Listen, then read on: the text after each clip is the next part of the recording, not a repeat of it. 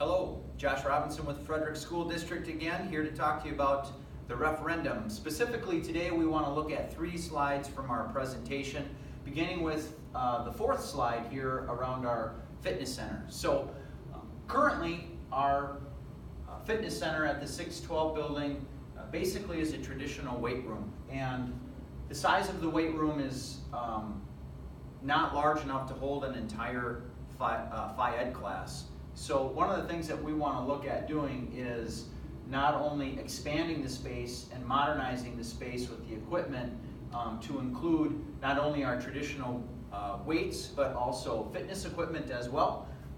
As you can see in these pictures over here, we do have treadmills, ellipticals, and bicycles as well. And so we want to be able to offer our students more in terms of physical fitness, carrying them forward. So we think we can do this by expanding the space and upgrading the facility. The other key component to the fitness center is that it also becomes a place that the community can use outside of the normal school day. So our intention with the fitness center, like other school districts have done, is to open it to the community during the daytime or during the week, during evening hours or early morning hours, and then also on the weekend as well.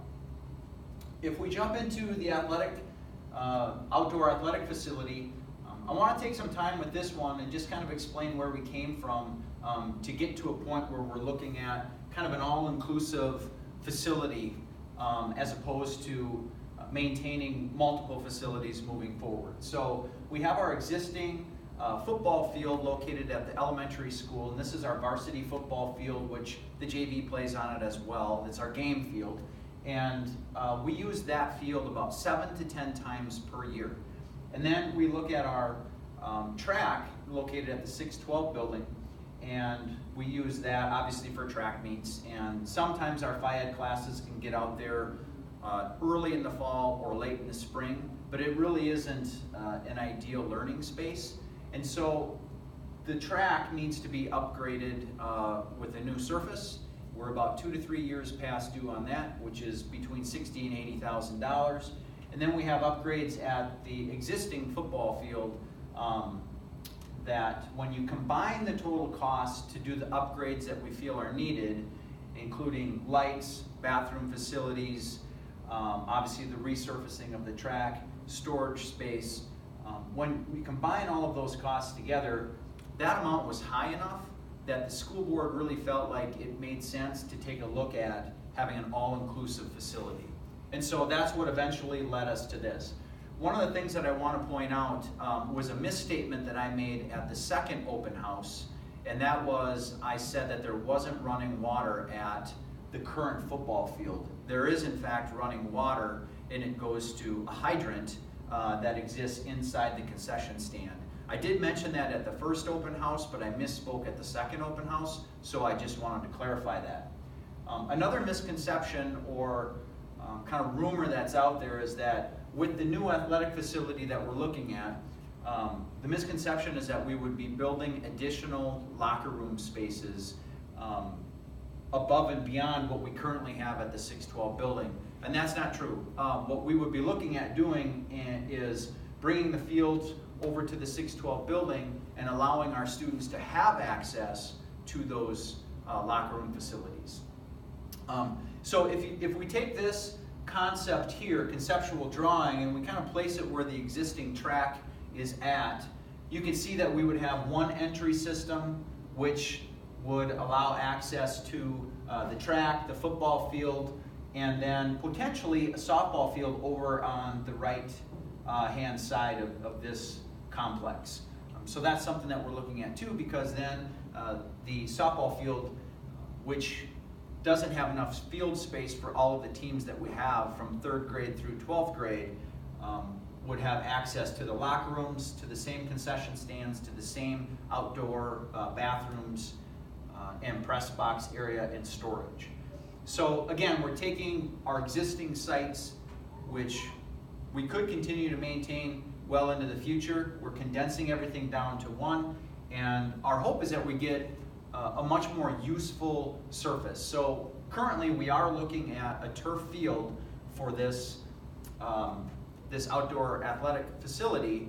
And one of the big reasons why we're looking at that is because, again, at our current football field, we only use it 7 to 10 times per year, and it's not used beyond that. With this type of a surface, we're able to now practice and have our competitions on that field all during the same season, and we don't have to worry about the wear and tear so much. And it also becomes an outdoor learning space for our physical education classes, and also, well, any class really that wants to go out and use the space could use it later into the fall and earlier in the spring. So not only is it an athletic complex that can serve football, track, potentially soccer with AYSO, it can also serve softball and baseball early in the spring, because we can line the field however we want.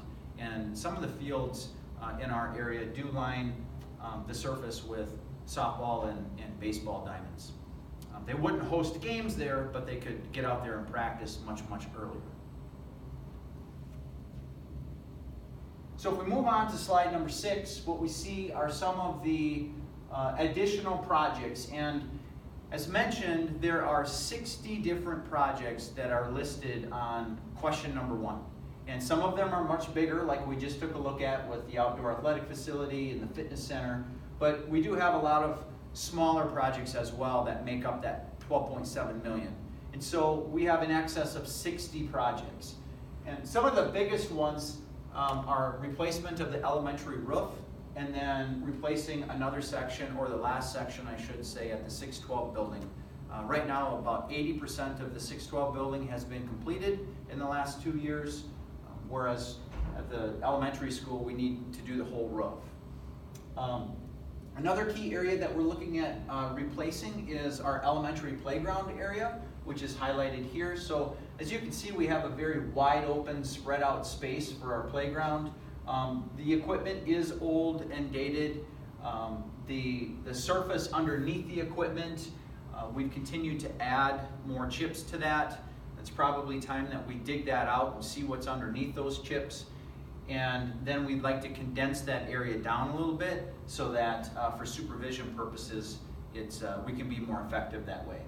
So we have a bunch of various projects that you can see in the PowerPoint if you visit our website. Those are all listed out in the documentation there. So I hope this sheds a little bit more light on 3 of the major slides in this project. If you have any questions, feel free to reach out to the district office. Please get out and vote on April 3rd. Thank you.